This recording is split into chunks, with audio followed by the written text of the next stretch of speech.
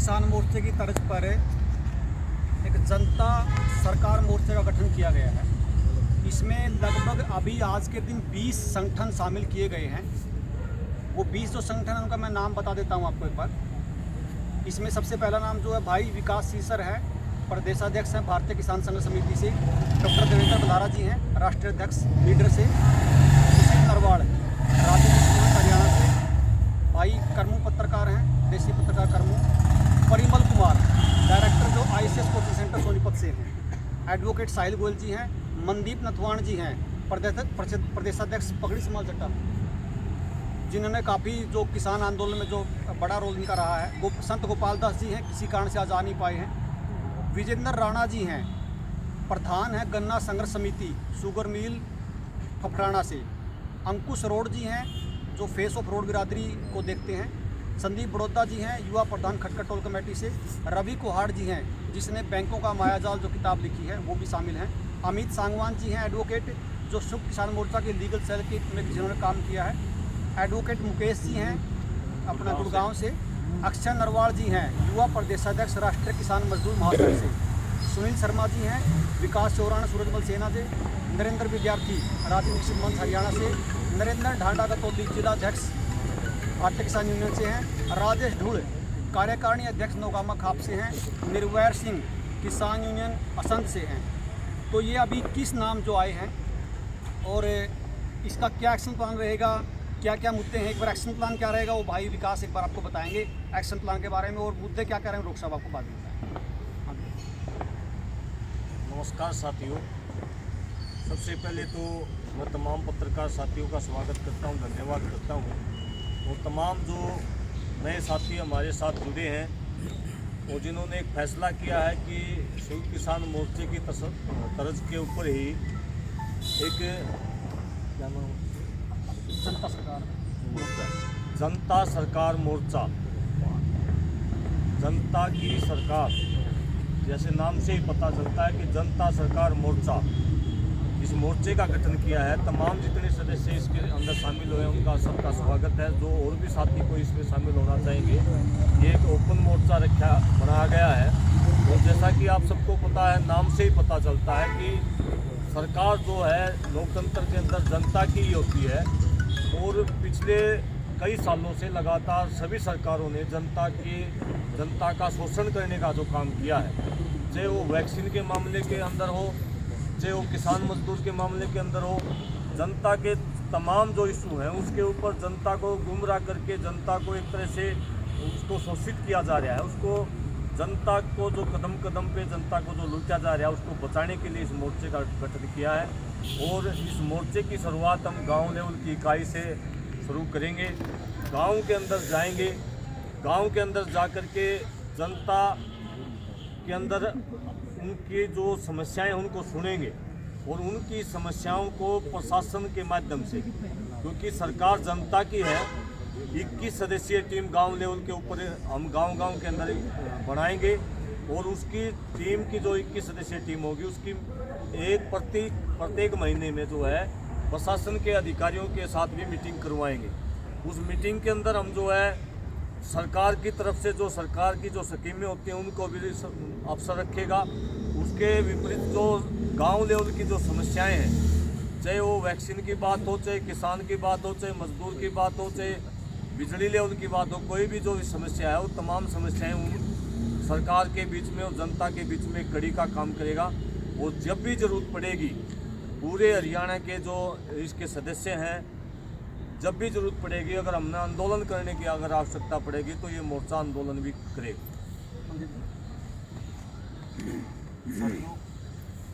जैसे सरकार लगातार कुछ ना कुछ धक्के से थोप रही है, उसके खिलाफ जनता जाग रही है। दिल्ली आंदोलन के बाद लोगों ने काफ़ी कुछ सीखा है कि सरकार को कैसे हराया जा सकता है। तो सरकार की तानाशाही नीति का मुकाबला करने के लिए आज ऐसे मोर्चों की जरूरत है। मोर्चा गठन कर रहे हैं जो लोगों की समस्याओं को हल करवाने के लिए जो तानाशाही रवैया सरकार बना रही है उसके खिलाफ एक मोर्चा हरियाणा के अंदर कायम करना चाहिए। बहुत सारे इशू हैं जहाँ कोरोना के नाम पे सरकार रुकने का काम कर रही है। वहीं फसल माफी का बड़ा इशू हरियाणा का मुख्य इशू है। आज बुढ़ापा पेंशनें काटी जा रही है, जो आईडी बनाई जा रही है, फैमिली आईडी बना रही है, उसके इनकम के आधार पे हज़ारों लोगों की बुढ़ापा पेंशन काट रही है। क्षेत्र में नशा बढ़ रहा है। इन तमाम मुद्दों को लेकर हम साझे तौर पर लड़ना चाहते हैं। 7 फरवरी को हमने अपने संगठन की तरफ से करनाल के अंदर जो पक्के तौर पे अब वो हमारे संगठन की तरफ से था, पर अब हमने फैसला किया कि इसमें और लोगों को साथ में जोड़ेंगे। जो मोर्चा जो हमने ये गठित किया है, ये मोर्चा उसमें शामिल रहेगा। उसमें तमाम मांगे हैं। इसमें मास्क वाली जो धक्के से चालान काटने वाला भी है, स्कूल कॉलेज बंद करने वाली मांग भी है। सभी मांगों को लेकर 7 फरवरी को करनाल के अंदर एक पक्का मोर्चा लगाया जाएगा। पहले वो 3 दिन के लिए लोग आएंगे, उसके बाद फैसला करके अगला फैसला लिया जाएगा। जब तक मसलों का हल नहीं होता, तो करनाल के अंदर एक बड़ा आंदोलन हरियाणा के किसान करने जा रहे हैं। और अब इसका क्या एजेंडा है, मुख्य एजेंडा क्या रहेगा, वो डॉक्टर साहब आपको बताएं। देखिए, इसका जो मुख्य एजेंडा है वो है कि पिछले 2 साल से स्पेशली जिस तरह से आपदा प्रबंधन की आड़ में लोगों के काम धंधे ठप किए जा रहे हैं और उनके ऊपर ज़बरदस्ती के आदेश पारित किए जा रहे हैं, जिसकी वजह से समाज का जो मिडिल क्लास जो है वो एकदम से ख़त्म होता जा रहा है। और ये ऐसा प्रयास कर रहे हैं कि लोग केवल भीख मांगने के लेवल पे आ जाएं कि फ्री के राशन के लेवल पे आ जाएं। तो 2 बातें मैं पहले कहना चाहूँगा इन एजेंडों से पहले। एक तो बात ये है कि कल जब एसडीएम नरवाना के बाहर वो नरेश गोयल साहब, साहिल के पिताजी, साहिल वो बच्चा है 24 साल का, मोहित वो बच्चा है 24 साल का, जिसने अपनी जान गंवाई थी सरकार के इस तानाशाही रवैये की वजह से। उसने नरवाना के अस्पताल में टीका लिया और लेने के बाद अपने फादर को बताया कि मेरी तबीयत ख़राब है, और 3 घंटे में उसकी जान चली गई। सरकार अब तक ये मानने को तैयार नहीं है कि सरकार के इस फरमान की वजह से उसकी जान गई, तो उसको न्याय अभी तक नहीं मिला है। तो नरेश भाई कल नरवाना एसडीएम कार्यालय के बाहर 11 बजे धरना शुरू कर रहे हैं। ये पहला ऐसा वाक़या है जो दुनिया जहां माँ बाप खड़े होकर के आवाज़ उठाना शुरू कर रहे हैं अपने बच्चों के लिए। दूसरी बात, जो तोशाम के अंदर आशा मैडम ने स्कूल में उन अधिकारियों को ये पूछा था कि आपने इन बच्चों को ये टीका लगाने से पहले इनके साइड इफ़ेक्ट बताए हैं या नहीं बताए हैं, और इससे गुस्सा करके उन्होंने वही धाराएं जो हम पर लगाई थी साथ में धारा 34 और ऐड कर दी है और वो उनके खिलाफ मुकदमा दर्ज कर दिया था FIR। तो अब इसकी न्याय के लिए कल तो शाम में पंचायत होने वाली है अनाज मंडी में, तो वहाँ पर हम लोग जा रहे हैं। ये 2 बातें हैं जिसकी लड़ाई अभी मैं इससे पहले बता रहा था। तो दूसरी खबर जो आप लोगों के लिए है, बाकी लोग सभी साथी बताएंगे, लेकिन अभी मैं सिर्फ 2-3 बातें बताऊंगा। जो एजेंडा में जो मुख्य मांगे शामिल हैं वो अभी हमने शुरुआत के लिए की है। तीसरा पेज भी एक और था। अभी शुरुआत के लिए हमने 10 मांगे इनके अंदर एंटर की हैं, जिसमें से मैं पहली 1-2 मांग बता देता हूँ, उसके बाद बाकी के साथी बता देंगे। पहली मांग है कि जो ज़बरदस्ती आपको टीके लगाए जा रहे हैं और एक जो पासपोर्ट बनाया जा रहा है कि आपको पहली डोज का सर्टिफिकेट दिखाना पड़ेगा, आपको दूसरी डोज का सर्टिफिकेट दिखाना पड़ेगा, नहीं तो आपकी एंट्री नहीं होगी, नहीं तो आपका पेंशन बंद हो जाएगा, नहीं तो आपके सैलरी नहीं मिलेगी या आपको दफ्तर में एंट्री नहीं दी जाएगी। एक तो ये फरमान तत्काल प्रभाव से वापस ले ले सरकार, नहीं तो बहुत बड़ा आंदोलन देश के अंदर शुरू होने वाला है आपसे हिसाब मांगने के लिए।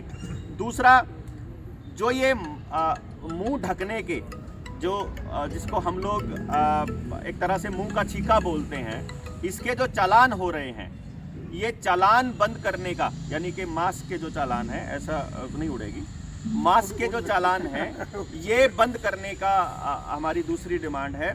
और तीसरा, किसी भी तरह का लॉकडाउन जो छोटे दुकानदारों पे और रेडी फड़ी वालों पे लगाया जा रहा है, ये तत्काल प्रभाव से बंद किया जाए। ये 3 एजेंडों में मुख्य तौर पर शामिल है, मतलब 10 में से 3 में। आप कुछ बोलना चाहेंगे? बाकी अभी बताते हैं आपको। बोलना तो बात यह है, सारे भरे पड़े हैं और फिलहाल जो 12 मानस जो तारसिया में बैठे हैं और जो डॉक्टर साहब जो नया नाम धरा है जनता सरकार मोर्चा, जनता सरकार मोर्चा। एक जंग तो आपा ने जीत ली थी 1947 में, 15 अगस्त 1947 में, और दूसरी जंग का आगाज जो है उसकी जो बोनी कर ली गई थी संयुक्त किसान मोर्चा द्वारा। जो 3 कृषि कानून थे जो उनको निरस्त करवाया गया, एक तरह से उस जंग का ऐलान कर दिया गया था। और फिलहाल जो है तानाशाही रवैया जो अपनाया जा रहा है, और एक तरफ तो केंद्र सरकार जो है सुप्रीम कोर्ट में हलफनामा देवा है और दूसरा आम आदमी का अलगमा आते हुए है। तो ये जो दोनों तरह के अलग अलग तरीके हैं, इधर से तो गृह मंत्री अनिल विज बयान दे हुए हैं अब भाई कोई भी बालक स्कूल में नहीं पढ़ने दिया जाएगा बिना ईयूई के, और कोई बच्चा जो है ना न्यू के बिना मुँह का छिक्के के बगैर।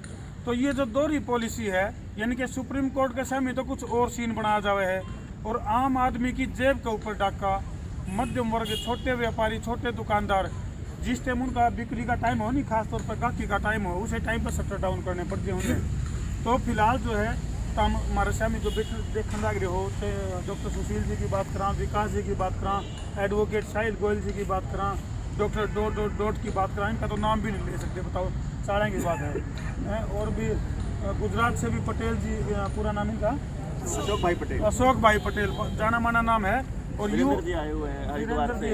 तो यानी कि ये आंदोलन जो चंडीगढ़ में जो शुरुआत हुई थी, या जो चिंगारी यो काम हो गया, एक बुढ़िया गाँव में लाग गया, बोले किसने लाई, तो एक बुढ़िया पकड़ ली, बोले ताई तो न लाई, बोले रे बेटा मन तो छोटी ही चिंगारी लाई थी, या छोटी ही चिंगारी डॉक्टर डोट ने ला दी। लिबिया संभालनी है पूरे देश ने, कच्छ से कच्छार और कश्मीर से कन्याकुमारी, क्योंकि यह लड़ाई पूरे सब की है, सारे भारत की, क्योंकि शोषण सबके साथ हो रहा है। तो सारे मिलकर लड़ेंगे। और आज यू जनता सरकार मोर्चा का जो गठन किया है, ऐतिहासिक गठन है, जिसके ऐतिहासिक परिणाम होंगे। और अब जो हमारा जो वकील साहब हैं, जो मुख्य हमारी इस पूरे काम को देख रहे हैं, लीगल साहिल एडवोकेट जी, वो एक बार आपको देखिए, आज एक नई जंग का शुरुआत हो चुकी है और जन जन तक इस सब बातों का पहुंच चुका है, इन बातों के बारे में कि जो बदमाशी सरकारें इस समय पे कर रही हैं, ये तानाशाही रवैया जो है बर्दाश्त नहीं किया जाएगा बिल्कुल भी। जनता सरकार मोर्चा जो है इस चीज़ के लिए बनाया गया है कि ये जनता की सरकार है। जो बदमाशी इन लोगों ने करनी थी अब तक इन्होंने कर ली, अब इससे ज़्यादा और बदमाशी बर्दाश्त नहीं की जाएगी। मैं अभी सीधा जो है यूपी के दौरे से आ रहा हूँ और वहाँ पे भी हमारी कुछ लोगों से मुलाकात हुई है, जन जन के अंदर जागृति की है हमने, और वहाँ पे वामन मेश्राम जी से भी मीटिंग हुई है, उनको भी हमने सारी बातें समझाई हैं और वो भी समझ रहे हैं कुछ बातों को।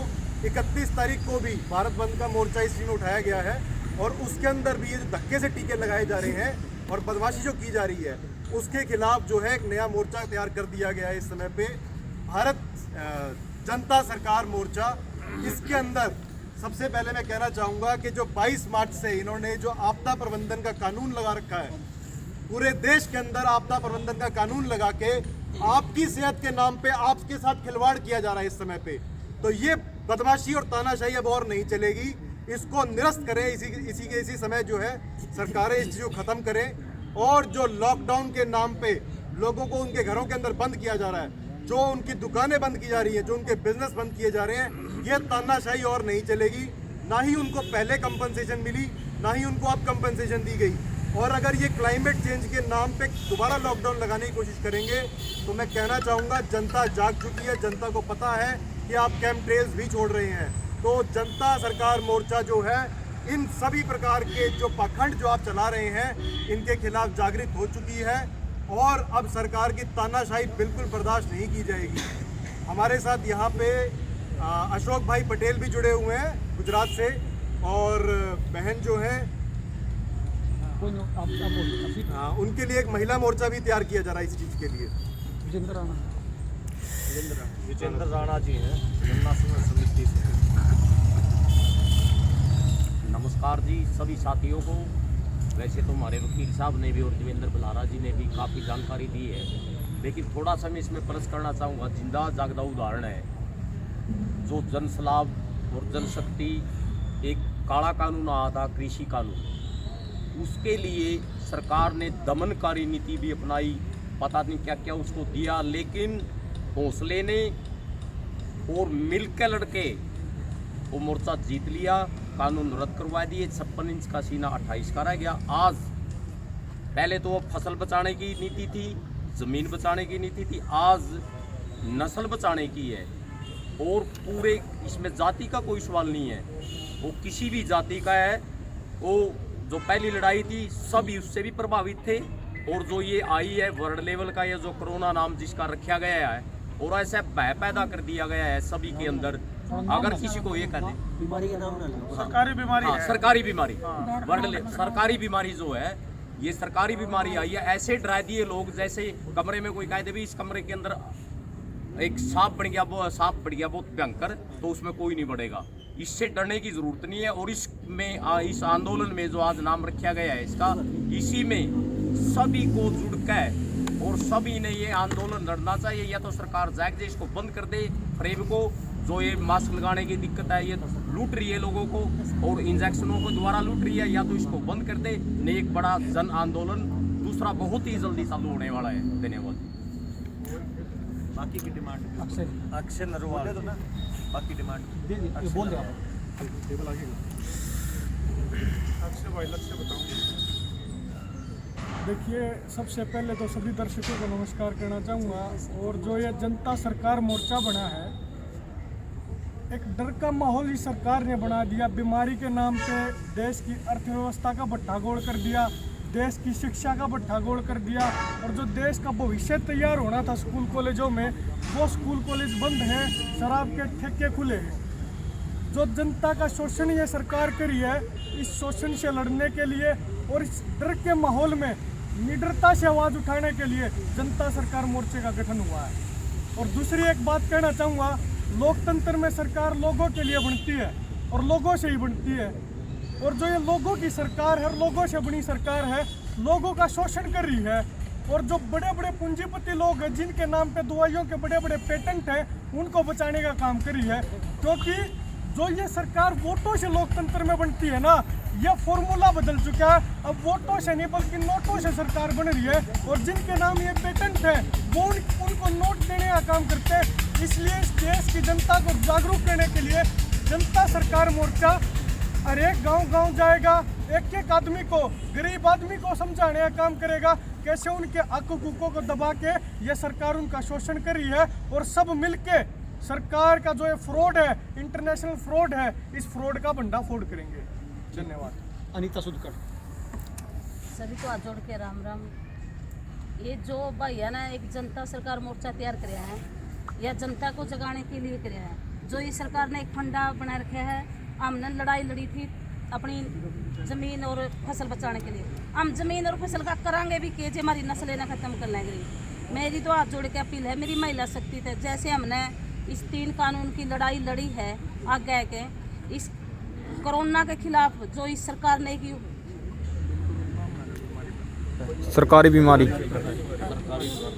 साइलेंट हो गए ना, डोट।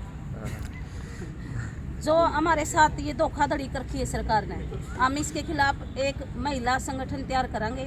जो जनता सरकार मोर्चा महिला भी, जैसे ही भैया ने ये जनता सरकार मोर्चा तैयार कराया, वैसे ये महिला का गठन भी तैयार जल्दी करेंगे। गांव जाकर ये अपनी नस्ल बचानी है, अपने इसके पे पूरी दिल जान से काम करेगी महिला शक्ति।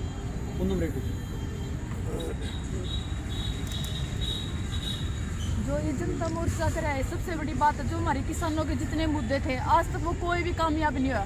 सबसे बड़ा मुद्दा क्या है कि हमारे बालक आज घर में बैठे हैं। क्योंकि आज तक आपने देखा होगा अभी कदे भी साल अभी अगर लॉकडाउन लग गया तो पूरी तरह लग गया। इस बार अभी लॉकडाउन बिल्कुल ठप है, स्कूल के बच्चे घर बैठे हैं, ठेके खुले हैं। सबसे बड़ी बात यह अभी हमारे सारे स्कूल बच्चे, कोचिंग सेंटर सारी खुलने चाहिए। और मेन बात अभी हमारे कर्जे माफ होने चाहिए, क्योंकि किसान हर बार मरण लग रहा है। पहली डिमांड अभी हमारे कर्जे माफ होने चाहिए। और हम ये जनता मोर्चा की तरफ अपनी पूरी किसानों की तरफ से भी अपना यह करांगे भी हम अपनी आवाज़ उठा इसका हर गाँव में जाकर अपने बच्चे तभी यह कहूँ भी जितना भी हो सका अपने स्कूल कोचिंग सेंटर खुलाने हैं। अशोक पटेल जी आए हैं गुजरात से आशीर्वाद देने के लिए, ये थोड़ा सा कर दूं। ये बहुत ही खुशी की बात है। आज यहाँ जो जनता सरकार मोर्चा बना हुआ है, ये एक तरह से मैं ये कहूँगा कि बहुत लंबे समय से इस मुहिम को हम लोग चला रहे हैं, गुजरात में भी और पूरे देश में भी। तो उसको आज हम यहाँ बिल्कुल नज़र के सामने देख रहे हैं कि ये जनता सरकार मोर्चा आज बन चुका है। इसका मतलब ये है कि एक दिन ये जो है पक्षतंत्र ये ख़त्म होने जा रहा है। आज लोकतंत्र की नींव जो है वो यहाँ सिंध में डाली गई है। ये मुझे अपनी नज़र के सामने देख करके बहुत ही खुशी महसूस हो रही है, क्योंकि मैं पिछले 20 सालों से इस विषय पर काम कर रहा हूँ और ये सरकारी बीमारी आज जो आई हुई है ये शायद हमारे लिए कारण बना है। जब भी कुछ ज्यादतियाँ जो हैं वो घड़ा जो है पाप का वो जब भर जाता है तो उसके बाद कुछ न कुछ होना रहता है। जैसे अंग्रेजों का घड़ा जो है द्वितीय विश्व युद्ध के बाद भर चुका था तो 1947 में एक परिवर्तन आया था और आज जो है आने वाले परिवर्तन की नींव यहाँ से डल चुकी है। तो गुजरात के जो भी लोग मुझे देख रहे हैं ये बधाने हूँ कहवा ઈચ્છું છું મારા ગુજરાતી સાથીઓને ગુજરાતના ગુજરાતી ભાઈઓ અને બહેનોને કે આજે જે કામ અહીંથી થઈ રહ્યું છે આ આખા દેશ માટે ખૂબ જ મહત્વનું કામ છે। પક્ષમુક્ત ભારત, પક્ષમુક્ત ગુજરાત, પક્ષમુક્ત હરિયાણા, પક્ષમુક્ત બિહાર એની આજે અહીંયા જે એનો પાયો નખાણો છે એ આપણે બધાએ રાજ્યવાર 36 ટુકડા ભારતના છે આ 36 ટુકડામાં આપણે સૌ આ જવાબદારી લેશું। હરિયાણાએ આમાં સૌથી પહેલાં પહેલ કરી છે। આપણે આખું ગુજરાત હરિયાણા સાથે છીએ એ હું આજે ગુજરાતના ગુજરાતીઓ વતી હું અહીંયા કહેવા ઈચ્છું છું। हिंदी में एक बार मैं अंत में कहना चाहता हूँ कि गुजरात के सारे गुजराती जो हैं ये आज आपके साथ हैं और आपके शुक्रगुजार भी हैं कि आपने इस बात को जो है आज यहाँ से आगे बढ़ा दिया है। शुक्रिया। संदीप बड़ौदा, युवा अध्यक्ष खटखटोल कमेटी। राम राम सारे ने जो अंकल जी भी कह रहे थे समझ में तो हिंदी वाली आई, गुजरात वाली आई नहीं, लेकिन अपना जो डॉक्टर साहब हैं, विकास भाई हैं और मनदीप नथवान है, वकील साहब हैं, जितने भी साथी यहाँ तमाम पहुँचे हैं, एक बढ़िया मिशन की शुरुआत यहाँ तक करने जा रहे हैं। और जिसे भी टूटे फूटे खटखट टोल कमेटी की तरफ तक वहाँ ताऊ का आशीर्वाद है। हमारे प्रधान जी हैं सतबीर प्रधान खेड़ा खाप से, उनका आशीर्वाद लेकर न जो भी भाइयों ने सहयोग सबका जहाँ पे भी, क्योंकि इन मुद्दों के बारे में तो यहाँ कहना जाना, लेकिन समाज में हमें भी चाहे मेरे पैदा हुए हैं, बड़े हो यहाँ संस्कार मिले हैं, जो समाज की लड़ाई है वहाँ समाज के लोग लड़ेंगे तो हमें इन भाइयों के गल्ला हाँ पूरा तन मन धन तय कड़िया भी भाइयों की जरूरत पड़ेगी दिन रात कभी भी इस मामला में, क्योंकि किसानी का जो मुद्दा था उस पर सारे भाई एकजुट थे हमारे साथ। और जो फसल और नस्ल की लड़ाई है दोनों सिमिलर हैं, एक के लड़ाई है या तो नस्ल की लड़ाई चालू होगी, फसल की थी वो भी थोड़ी सी पेंडिंग में रख रखी, ढीली छोड़ रखी है, तो ज़्यादा तो भाई साहब बता देंगे। बाकी हम भाइयों के गल्ला है, बहुत अच्छी मुहिम की शुरुआत डॉक्टर साहब ने और मिलकर सबने करी है। राम। वीरेंद्र उत्तराखंड से आए हैं। सभी भाइयों को राम राम। देखिए मैं एक बात कहना चाहता हूँ, ये घोषणा करने से पहले कि जो आज ये मोर्चा बना है, ये इस देश का दुर्भाग्य है कि जिस देश में नसबंदी जो है सफल हो गई इमरजेंसी के टाइम पे, जिसका तुरंत असर दिखता था, उस देश में हम ऐसे चीज़ के लिए लड़ाई लड़ रहे हैं जिसका असर अभी तुरंत कुछ लोगों को दिख रहा है लेकिन ज़्यादातर लोगों को नहीं दिख रहा है। तो जब नसबंदी सफल हो गई तो ये लोग इसको भी सफल करने में लगे हैं। तो हमें इस भ्रम को तोड़ना है कि ये जनता जो है भारत की जो है वो अंग्रेज़ों के समय भी बेवकूफ़ बन गई, लेकिन अभी भी बेवकूफ़ जब बन रही है कि अपने राजा के प्रति या अपने शासक के प्रति इतना उन्होंने सद्गुण होता है कि ये जो करेगा हमारे लिए ठीक करेगा, इस भाव को हमें ख़त्म करना पड़ेगा कि वो किसी जो उनका निहित स्वार्थ है उसके तहत वो किया जा रहा है। तो हम लोग, हमारा स्वार्थ क्या है कि आने वाली पीढ़ी, कोई भी दुनिया में नस्ल हो, चाहे दुनिया के किसी भी देश को ले लो, अपनी नस्ल के साथ किसी भी प्रकार की जो आगे आने वाली नस्लों को ख़राब करने का कोई भी जाति वो बर्दाश्त नहीं करती, क्योंकि पूरी प्रकृति चलती इस हिसाब से है कि आने वाली जो है पीढ़ियाँ संस्कार और स्वास्थ्य लेकर हों। लेकिन हमारा ये देश एक ऐसी सराय बनी हुई है जहाँ कोई भी आकर हमारे बच्चों को चूहा की तरह, कुत्तों की तरह और जानवरों की तरह हमारे यहाँ ट्रायल करके चला जाता है, और ये हम जो है बर्दाश्त कर लेते हैं। फिर भी हमें लगता है कि हमारे साथ अच्छा हो रहा है। तो ये जो मोर्चा यहाँ बना है, मैं अवेकन इंडिया मूवमेंट की तरफ से पूरे देश में हम लोग काम कर रहे हैं, तो उनका पूरा समर्थन मैं देना चाहूँगा कि आपके जो मोर्चा बना है ये, और तो जो 8वीं घोषणा जो इसके तहत वो करना चाह रहे हैं, मैं उसको बताना चाहूँगा। वो कटी हुई जो बुढ़ापा पेंशन है उसकी बहाली करनी चाहिए और पेंशन कटाई पर रोक लगानी चाहिए। ये तब है जब इन लोगों की किसी की कोई सैलरी नहीं रुक रही, क्योंकि मैं इस पॉइंट पे ये बोलना चाहूँगा कि जब अगर ये लॉकडाउन के समय सारे सरकारी लोगों की अगर सैलरी बंद कर दी जाती तो ये आंदोलन हमें करने की ज़रूरत ही नहीं पड़ती। सरकारी नौकरी अपने आप आंदोलन करके पूरी इस व्यवस्था को ख़त्म कर देते, लेकिन वो हुआ नहीं क्योंकि इनकी सैलरी चल रही थी, पुलिस वालों की भी सैलरी चल रही थी। तो ठीक ऐसे ही ये पेंशन पर रोक लगाई हुई है, उसको बहाल किया जाना चाहिए।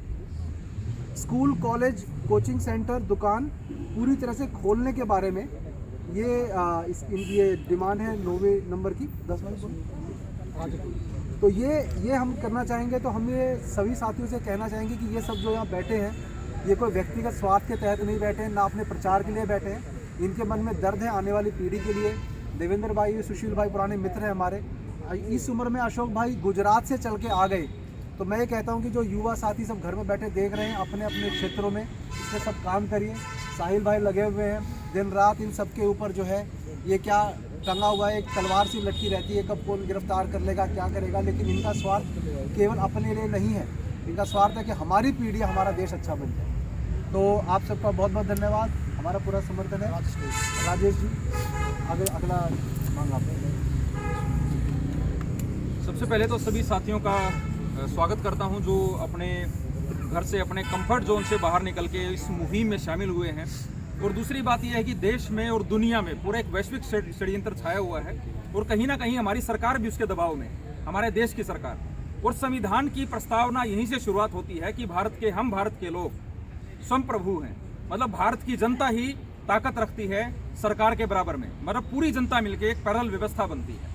तो जब संविधान की प्रस्तावना ये बात करती है और वैश्विक षड्यंत्र के कारण अगर सरकार किसी भी प्रकार का दबाव महसूस करती है, शायद वो बोल नहीं पा रही, शायद मोदी जी किसी और रिमोट से चल रहे हो, तो ऐसे में जनता का दायित्व बनता है और उनकी जिम्मेदारी बनती है कि वो अपनी आवाज़ को बुलंद करें और संविधान की पूरी तरह से रक्षा करें और साथ ही हमारे लोगों की, हमारे गाँव की, हमारे इलाके की पूरी रक्षा भी करें और उनको संरक्षण प्रदान करें और उनको पूरी तरह से जागरूक भी करें, क्योंकि जागरूक समाज ही समृद्ध समाज बन सकता है। अगर समाज जागरूक नहीं होगा तो अकेले हर एक आदमी का शिकार किया जाएगा, जैसे जंगल में कुछ शिकारी जानवरों का शिकार करते हैं।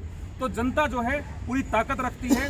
इस वैश्विक षड्यंत्र को देखते हुए इस सारी टीम ने, बहुत सारे जागरूक लोग हैं, ग्राउंड पे काम करते हैं, ग्राउंड की रियलिटी को जानते हैं। शायद सरकार और सरकार के अधिकारी जो बड़े बड़े कॉन्फ्रेंस हॉल में बैठ के समझ नहीं पाते, देख नहीं पाते, जान नहीं पाते, ये सब लोग जानते हैं। इसलिए इन्होंने एक बहुत ही शानदार कॉन्सेप्ट के जरिए जनता सरकार मोर्चा का गठन किया है, जो पूरी तरह से संविधान की प्रस्तावना को रिप्रेजेंट करता है। क्योंकि संविधान की प्रस्तावना देश की जनता को पूरी ताकत देती है कि जब भी कोई दमनकारी नीतियां बनाए, चाहे वो कोई सरकार हो या कोई भी किसी तरीके का षड्यंत्र हो, उसके खिलाफ जनता पूर्ण रूप से जागरूक होके अपनी आवाज बुलंद करे और संविधान के नियमों को देखते हुए, अपनी अधिकारों को देखते हुए उसके खिलाफ खड़ी हो और आवाज उठाए और समाधान के विचार और विकल्प दोनों तैयार करे। तो आज इस टीम ने जनता को एक ताकत दे दी है, जनता के सामने एक मंच भी रख दिया है। क्योंकि अभी तक क्या होता था कि जनता को पता नहीं चल रहा कि हम क्या अपनी कैसे बात रखें। पहली बात तो टीम डिवाइड होंगी और हर जगह जाएंगी, पूरे हरियाणा में जाएंगी और उसके बाद पूरे देश में भी इस तरीके का माहौल बनाया जाएगा कि जनता को इससे जोड़ा जाए और उसके बाद लोगों को अवेयर किया जाएगा। अवेयर किस चीज़ के लिए करना है? जिस तरीके का ट्रायल हमारे लोगों के जिस्म के साथ हो रहा है आज के दिन, दुनिया में सबसे बड़ा अपराध है किसी भी प्राणी के शरीर के साथ उसका शोषण करना। तो ये एक बड़ा शोषण है जो पूरा वैश्विक लेवल पे हो रहा है। और आज स्कूलों और गाँव में जाके इस तरीके का, मतलब अप्राकृतिक तरीके से किसी भी तरीके की दवा को थोपना, सिर्फ और सिर्फ उसको प्रतिबंधित करना ही ठीक नहीं रहेगा, बल्कि उसको अपराध की श्रेणी में घोषित किया जाए। सबसे पहले तो अगर इस तरीके से स्कूलों में जाके हमारे देश के भविष्य के साथ, हमारे बच्चों के साथ खिलवाड़ होगा, हमारी नस्लों के साथ खिलवाड़ होगा, तो हम चुप नहीं बैठेंगे, पूरे देश की जनता चुप नहीं बैठेगी। और दर्शकों से अनुरोध है, अपनी आवाज़ को बुलंद कीजिए। और ये जो जनता सरकार मोर्चा बनाया है, ये संविधान की प्रस्तावना के अकॉर्डिंग बनाया गया है। आप खुद सरकार हैं, आप खुद अपना निर्णय ले सकते हैं। आपके शरीर के साथ कोई छेड़छाड़ नहीं कर सकता। दूसरी बात यह है, दुनिया में ऐसी कोई दवाई आज तक नहीं बनी है जो दवाई आपको दी जाए और उसके बाद आपके शरीर में कोई रोग ना आए। प्रकृति सबसे बड़ी ताकत रखती है। इस प्रकृति के अनुसार जब मौसम में परिवर्तन आता है तो अनेकों तरीके के बुखार आते हैं, थोड़े बहुत संक्रमण भी होते हैं, लेकिन वो नेचुरली अपने आप भी ठीक हो सकते हैं। फिर भी अगर किसी की इम्यूनिटी डाउन है तो उसको अपनी सेहत का ख्याल, अपने परिवार की सेहत का ख्याल और दूसरा अपने गांव और समाज की सेहत का ख्याल रखते हुए जागरूक खुद भी रहना है और जागरूक दूसरों को भी करना है। ऑर्गेनिक खाने का यूज ज़्यादा से ज़्यादा कीजिए। इन षड्यंत्रों के चक्कर में मत पड़िए। दूसरा, टीवी देखना पूरी तरह से बंद कर दीजिए, क्योंकि वैश्विक षड्यंत्र को फैलाने का सबसे बड़ा जरिया है। टीवी के वजह से लोगों का ब्रेन वॉश किया जा रहा है। तो लोगों से मेरा अनुरोध है, इस ब्रेन वॉश से बचें। दूसरा, जो जनता सरकार मोर्चा है जल्द ही आपके गांव में, आपके शहर में, आपके मोहल्ले में पहुंचेगा और आप लोगों का सहयोग की भी आवश्यकता है और इसको भी आप पूरी तरह से समर्थन भी दें और खुद से इसको जोड़ें और इससे अपने विचार सामने रखें, जिससे पूरी तरह से इस षड्यंत्र को रोका जा सके, क्योंकि दूसरा हमें नहीं लगता कि कोई और जरिया है। तो दोस्तों, आपके साथ आखिर में जो भी टीम ने, कमेटी ने जो भी प्रारूप डिज़ाइन किया है उसका एक अंतिम पॉइंट और बचता है, इसको मैं आपके सामने रखता हूं। इसमें किसान मजदूर के कर्ज माफ़ी की बात की गई है, क्योंकि 2014 में जब सरकार बनने वाली थी, सरकार बनने से पहले जींद की धरती पे, आज जींद में हम बैठे हैं, जींद की धरती पे इस देश के प्रधानमंत्री नरेंद्र मोदी जो कहते हैं, हालांकि टेलीप्रॉम्प्टर पर देख के वो भाषण पढ़ते हैं, उन्होंने वो भाषण पढ़ा और उन्होंने कहा कि हम पहली सरकार बनते ही पहली कलम से देश के किसानों का कर्जा माफ कर देंगे। लेकिन कर्जा माफ की बात तो आप दूर छोड़ दीजिए, वो काले कानून थोपने लगे, आपदा प्रबंधन के नाम के ऊपर लोगों को बंदी बनाया गया। तो वो आज इस बात को जान ले और जनता खुद इस बात को जान ले, कोई भी किसान किसी भी तरीके का कर्ज ना भरे और मजबूती से अपनी आवाज बुलंद करे कि नरेंद्र मोदी ने जब नोटबंदी की घोषणा की तो नोट बंद हो गए, लेकिन उसी नरेंद्र मोदी ने जब कर्जा माफी की बात की तो आज तक कर्जा माफ क्यों नहीं हुआ। तो इसी के साथ मैं अपनी बात का अंत करता हूं। धन्यवाद। तो समापन एक बार कोई अगर पॉइंट रह गया हो, यही था कि एक तो लॉकडाउन वगैरह, पूरा लॉकडाउन की लेवल पे आज आवाज़ उठाने के लिए और डिस्ट्रिक्ट लेवल पे आवाज़ उठाने के लिए कमेटियों का, मोर्चे की इकाई का गठन किया जाएगा और ये अब आपके बीच आकर के ही किया जाएगा सारा का सारा जो काम है। और सभी लोग साथी जो साथ में लगे हुए हैं, सब अपने अपने मतलब हम लोगों को जिम्मेदारी दे दी जाएगी और हम अपनी जिम्मेदारी का निर्वहन करते हुए आने वाले वक्त में समाज के हर वर्ग की आवाज़ को सरकार तक पहुंचाएंगे और सरकारों को वैसे ही मजबूर करेंगे जैसे संयुक्त किसान मोर्चा ने मजबूर किया था ये कानून वापस लेने के लिए। ऐसे ही आपकी लड़ाई हम लोग लड़ते रहेंगे। बहुत बहुत धन्यवाद। इसमें कुछ पॉइंट ऐड करना चाहूँगा मैं कि एक तो जो कुछ काले कानूनों के बारे में आपको ऑलरेडी बता दिया गया है, और एक जो एक्ट है drugs and magic remedies act, ये जो तानाशाही एक्ट इस तरह से लगा रखा है कि आप दूसरी पद्धति से इलाज करके लोगों को कुछ पर्टिकुलर बीमारियां जो हैं वो आप ठीक नहीं कर सकते, इसके भी हम सख्त खिलाफ हैं, इसकी निंदा करते हैं और इसको भी सरकार जो है बिल्कुल जल्द से जल्द जो है इसको वापस ले। और मैं आप में जितने भी भाई जुड़े हैं, मीडिया वाले या जो और जागरूक जन हैं, उनसे चाहूँगा कि आप सब अपने अकाउंट जो है bitshoot.com, brandnewtube.com, rumber.com और odyssey.com इनके ऊपर ज़रूर बनाएं और उनके ऊपर अपनी वीडियोस अपलोड करें, क्योंकि कुछ विदेशी ताकतों वाली जो कंपनियां हैं वो आपके खिलाफ काम कर रही हैं, वो चाहती नहीं है कि आप तक वो बात पहुंचे। तो इन चारों साइट्स के ऊपर आप अकाउंट जरूर बनाइए और टेलीग्राम भी जरूर डालिए, क्योंकि उसके थ्रू जो है लोग जुड़ रहे हैं, उस तक जो बात पहुँच पा रही है, जो कि कुछ जो सोशल मीडिया प्लेटफॉर्म वाले जो ब्राउज़र जो आपके सोशल मीडिया वाले जो कनेक्शन के लिए जैसे कि व्हाट्सएप है वो सेंसर कर रहा है, तो आप टेलीग्राम डालिए, telegram.org से उसको जरूर डालिए और आपस में कनेक्ट होइए। कनेक्शन का ये रास्ता आपको देखना ही पड़ेगा, क्योंकि जिसको साइड इफेक्ट्स हुए हैं पूरे प्रदेश और पूरे देश